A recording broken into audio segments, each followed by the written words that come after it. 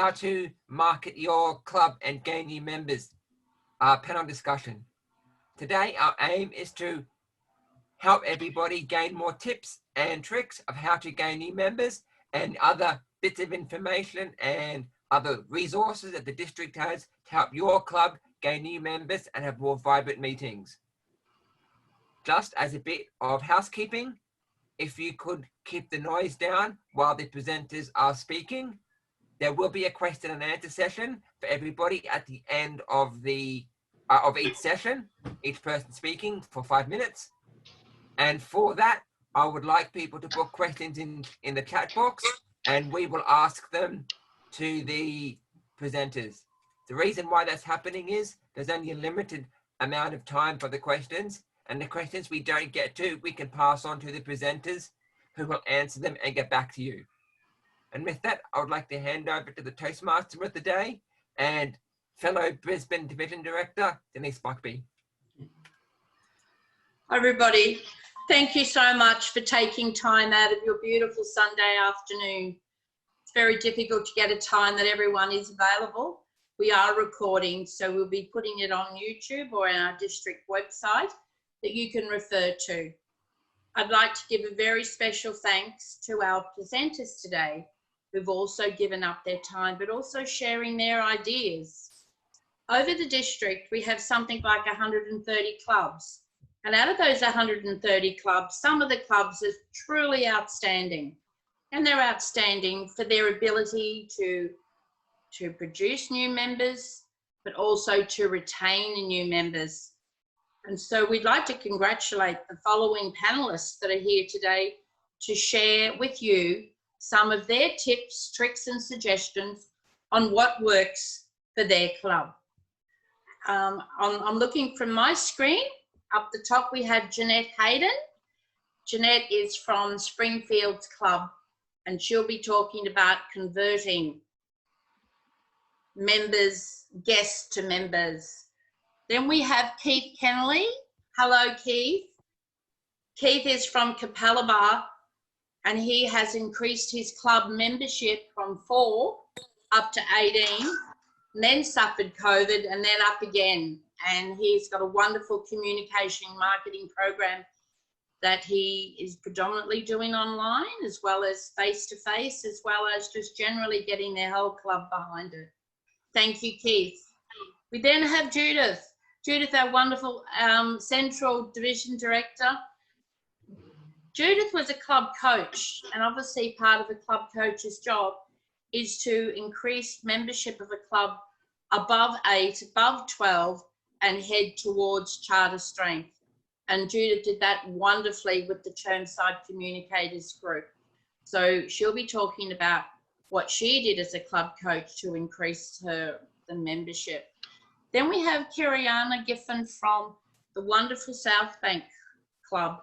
She's very excited, and you can see that she's probably half our age. She's so refreshing. She's so beautiful.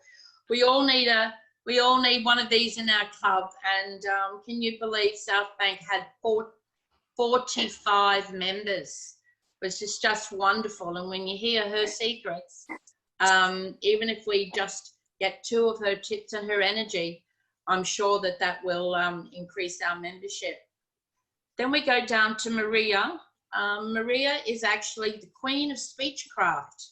Speechcraft is this tiny course, the Toastmaster course compressed over 6 weeks, where the fundamentals of public speaking are actually spoken about. And at the end of the course, participants are encouraged to find a Toastmasters club. And Maria tells us that it's inevitable that you're going to get 2 or 3 members because they learn the love of speaking and they understand that teaching is a teachable skill. So Maria will speak to us about that as well. So jot down your questions, put them in the chat room, and at the end of each of the panelists, we'll refer to them. So Jim, can you start our panel with Kiriana, please? Yeah. I'm up. Go, we are. And I will go to make host. No. In. Good afternoon, Kiriana. Hello. Can you please tell the panel which club you're from and what positions you've had in the past? Absolutely. So I'm from South Bank Toastmasters Club. So previously I held the role of VPM and then more recently the role of president for the last year. So at the moment, I'm the immediate past president of South Bank Toastmasters Club. Now, as VPM of South Bank Toastmasters Club, what did you do to help gain members and how did you search for new members within the community and bring them into South Bank? So I would say the most impact I actually had was in the role of president as opposed to VPM, because when I was a VPM, I was under a president who was very set in their ways. So I didn't have much room to influence the club at the time, but I can speak definitely on behalf of my role as president. So for those of you, in terms of context, we mentioned the number 45. Last year in July, when I became president, we had 45 members. When it was time to renew post-COVID in April, we then had 38 members renew. So we managed to have a pretty good retention rate for the size of the club and a global pandemic. So what we didn't do is we didn't grow our membership base during that year, but as many of you will be able to understand, it was a very challenging year. So the fact that we retained 38 members out of 45 across the year was quite impressive. And obviously we moved to 100% online meetings from March. Now, for those of you that are not aware of South Bank, we are actually, we hold our meetings every second fortnight, and we have a fifth meeting we have a meeting every fifth Wednesday when months have 5 Wednesdays in a month. And we are located in a pub. So I think that also has something to do with why we have such a large size. So location and locality is a fantastic reason for why people enjoy coming to our club.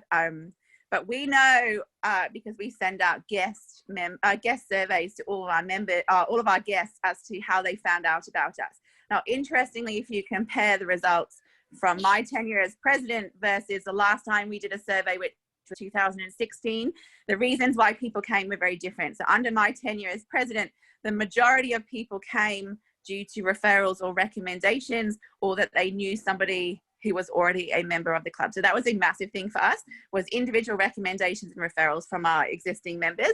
The second most popular reason was to do with the locality. So we can't change that. Not everyone can host their meetings on a Wednesday after work in West End, but again, that were the two main reasons for why guests attended our meetings. In terms of why they joined us, a big part of it was the culture that we have created at the club. Does that answer your question, Jim? Thank you very much. Secondly, you said you had good experience as a club president. What can you do as a club president to help make sure your team, including VP and VPM, are more effective in their roles and gain more members? Sure. Well, I took my role as president incredibly seriously. First off, understanding when you look at the club leadership guide, understanding what the role of president actually is.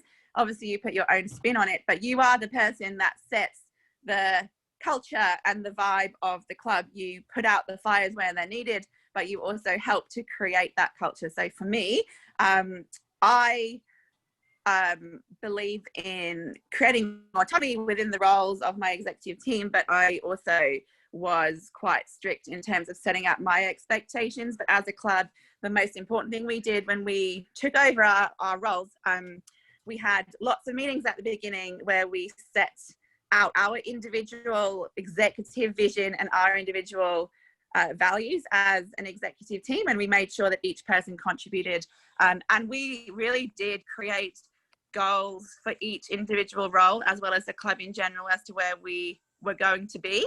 And I made sure that they were we got to those goals, because I'm a very results driven person, and in terms of the VPM and the VP and how I helped them, I was very involved as a president. So I was there as an ear and a support for them when they needed. It didn't just have to be certain hours. I was pretty much available whenever they needed me. But it was important to me that they succeeded in their role too, because at the end of the day, it's a voluntary position.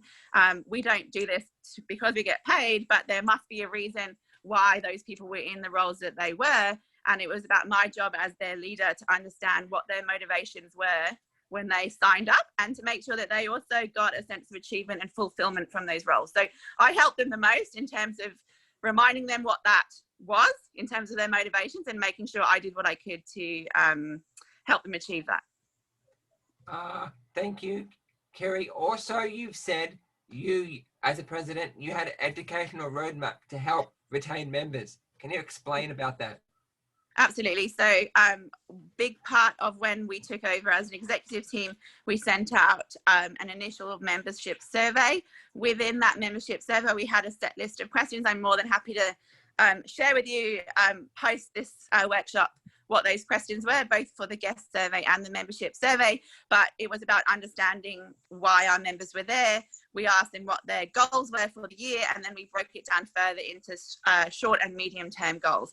So at least we had, as with any goal, you need to have a defined time as to when you want to achieve it. But at least with each member, we understood what their reasons for being a member were and what they hoped to achieve. Now, not everyone was motivated by educational goals. You've mentioned specifically this question about educational goals, so I'll answer in terms of educational, but many people remembering, I was also fortunate to be the president in the last year of us having the traditional educational competent communicator and competent leadership. So we had a lot of people who really wanted to make sure that they got that before time ran out. So I was fortunate in that there were a lot of people really motivated to achieve and finalize what they've been working for. As you know, many people will sit on their pathway or their competent communicator for many, many years without the drive to necessarily succeed. So I made sure that those who indicated they wanted to complete it locked their speeches in well in advance. So we pretty much had a forward planning meeting at least 1 month in advance. So that's minimum 2 meetings in advance. And that also meant that people were really accountable. And what I really dislike as a member of Toastmasters is when people evidently wing it when it's their time to speak. When you have a club of 45 people and that person has been allocated a speech, it is really important that they have spent a suitable amount of time preparing for that speech. If it was evident that someone did it the night before or even that day, they were letting themselves down, as well as us, and the opportunity that doesn't come about too often when you have such a large size. So forward planning was one, reminding people in advance was another, that they had a speech coming up. We would also, at the end of each meeting, talk about who was holding those roles for the meeting in 2 weeks. So there was a lot of reminders, but with a club size and a lot of excuses that used to come our way, that would give us ample opportunity to make sure that all of the roles were filled, as well as the speaking slots. Also, previously you mentioned that you run the club like a business. How did that approach help your club with membership retention and also membership growth? Yeah, so for a bit of context, I am HR and sales by profession, but I also own my own business, which is a small gym. So for me, that's just why I think the way that I do. I ran it like I would a gym. I wanted to understand what value meant to people. So therefore, I ran it like a business because I treated each person as a paying customer, because I see that as that's what they are. They're paying. It's not cheap. They're paying our club anyway, $100 every 6 months. So I wanted to make sure that they got value, and value means different things to each person. So I wanted to make sure that they got value for their $100 that they paid. Some people in my club are not motivated by educational goals. Some of them actually just want to learn about how to behave in a social environment or how to make friends. Some people are happy being a timer and they don't want to do anything else. And that is okay. It's about understanding that everyone's values and goals are different. But I ran it like a business, and it helped me with retention because each individual was recognized. They were allowed the opportunity to decide for themselves what it was they wanted to achieve, and they had my full support to make sure they achieved it. So it makes sense. It is a business, even though it's a voluntary position. I think you need to take it seriously, because at the end of the day, every business has a bank account, they have bills. they have members, they have expectations, and they have goals. So it's the same as a business. So it made sense to me to think about it like that. Thank you very much. Now I'd like to hand over to Denise. Do you have any questions?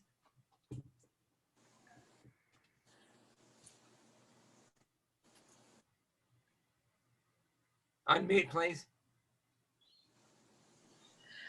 South Bank was a presidential club. Did that just happen or was that planned?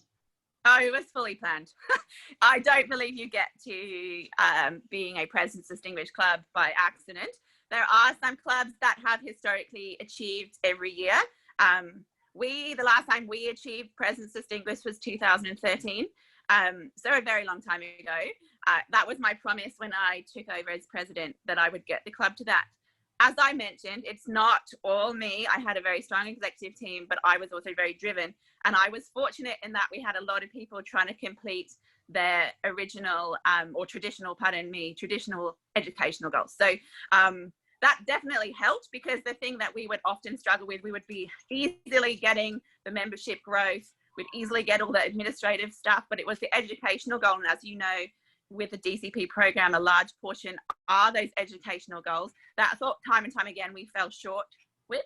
So that forward planning and making sure that the competent communicator and competent leadership, advanced communicator, all of those educational pathways were achieved. So it was definitely took a lot of organization and pre-planning and forward planning to get there. It definitely didn't happen, but that was my goal from the beginning. And I feel like any club can get there. I really do. What I love about the DCP program is that it doesn't matter the size of your club. I am actually a fairly inexperienced Toastmaster myself. So it doesn't even matter about how long the president or the executive team have been in Toastmasters. You get the right team, you get the right people working towards the same vision, and you can make it happen. So my last question was, how do you assess that members are fulfilling their needs?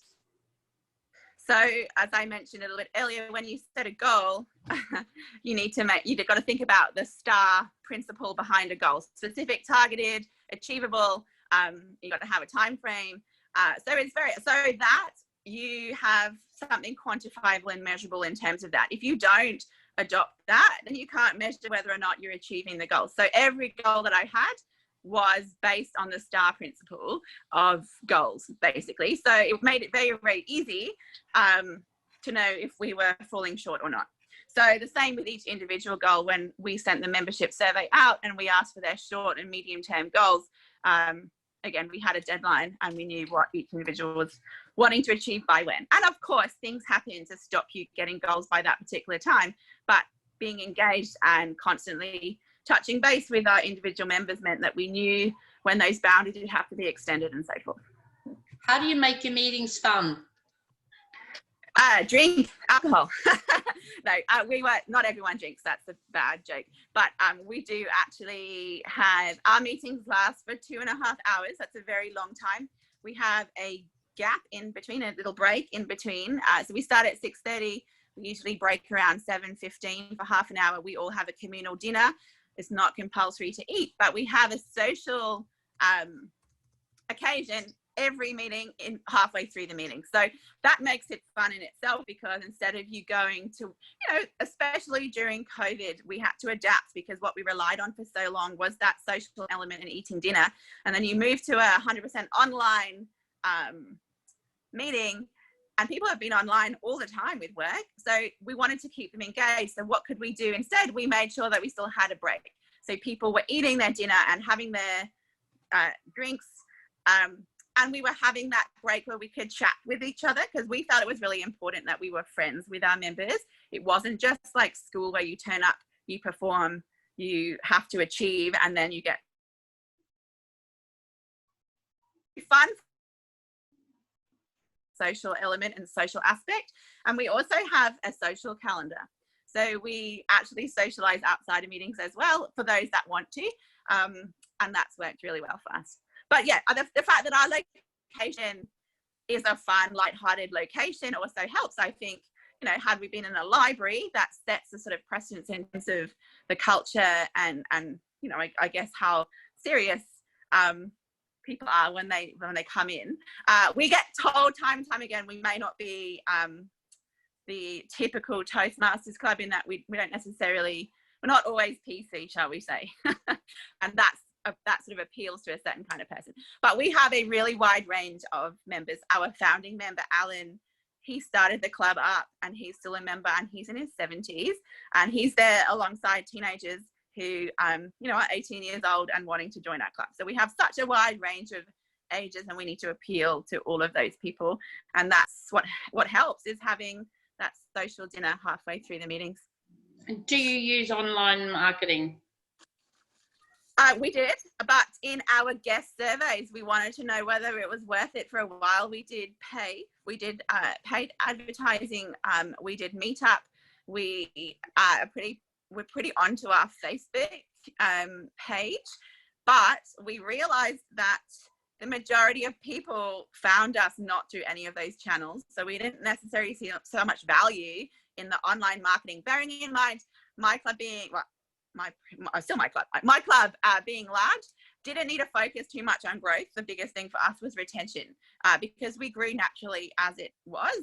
So yeah, we decided based on the responses that we got was we were better off investing our time not in generating new inquiry, but converting the inquiry that we got and retaining the members that we had, as opposed to it's about quality, not quantity. We would rather convert.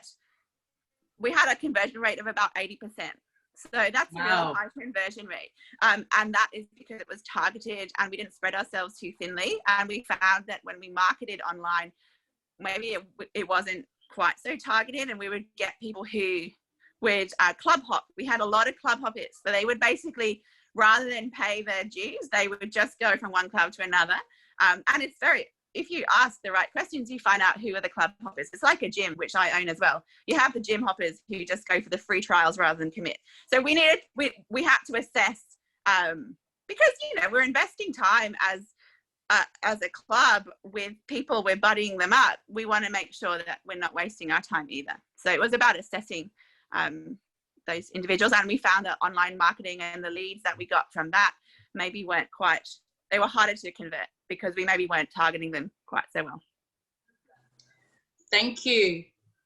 So in summary, a very successful club with fun meetings, a social aspect, and an emphasis on retaining and investing in their members. Yes. And obviously a very inspiring leader. Thank you, Carrie, very much for your time. Thank you. Would you be able to share with us the surveys that you give to your members, and we will pass that on to the participating members. Thank you so much for your time. Was there any other? I will just say we didn't do paper. I transitioned the club entirely online. I'm trying to be environmentally friendly, so we did it on SurveyMonkey, and we had to get approval. Just for those of you that are thinking about membership surveys, it was great because it consolidated all the responses, and it was really easy to then create reports from that. So SurveyMonkey is not an authorized Toastmasters platform, so we had to get authorization and authority to use it. And obviously Toastmasters is really big in terms of branding, and you have to pay SurveyMonkey to brand. So these are things that if you're going to incorporate in your club, you need to talk to the committee as well as the members whether or not that's something you want to do. Another thing with membership surveys and guest surveys is that it's important to give them the preamble about how all of their responses are recorded against their name, because unlike paper where you don't have to put a name, it holds people accountable. And again, not everyone is comfortable providing feedback. When you say, are you happy with the club? What areas do you wish for us to improve? And then you've got someone's name attached to that. It can obviously affect how many people complete those. So just again, like the biggest thing for me in terms of what I found was the online surveys, but just be aware that there's much more than just sending one out. You have to think about all of those too. Thank you. Okay, but I'm happy to say, I will speak to you, Denise, about getting those questions if anyone wants to. Beautiful. And we can obviously tailor them. Were there any questions from the floor? Yes, there were. First, you've answered the questions all about the survey. So when you choose your roles for the club for as president, did you delegate them or did you let the members choose the roles? For the executive committee, sorry. For the meeting.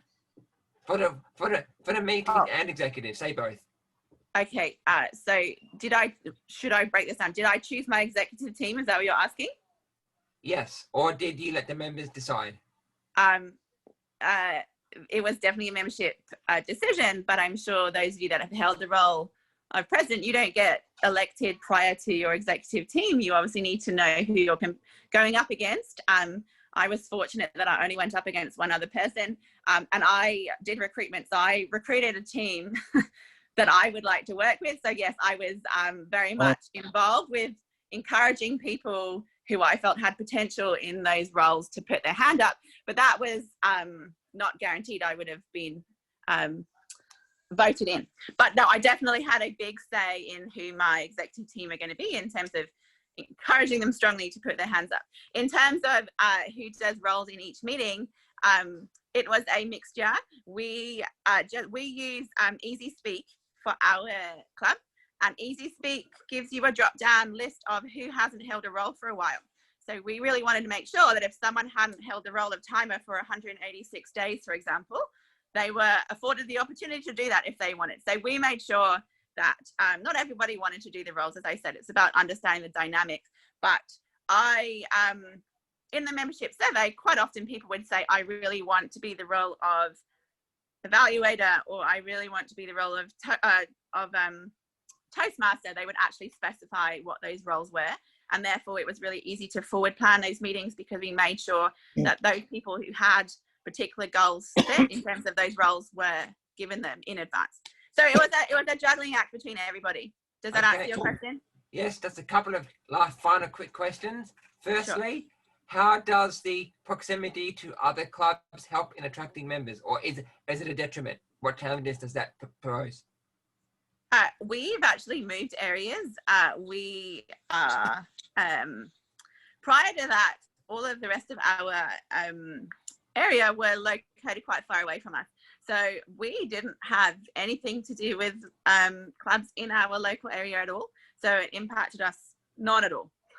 I don't think it does impact us, to be fair. Bearing in mind, we appealed to the people who wanted an after hours meeting over dinner.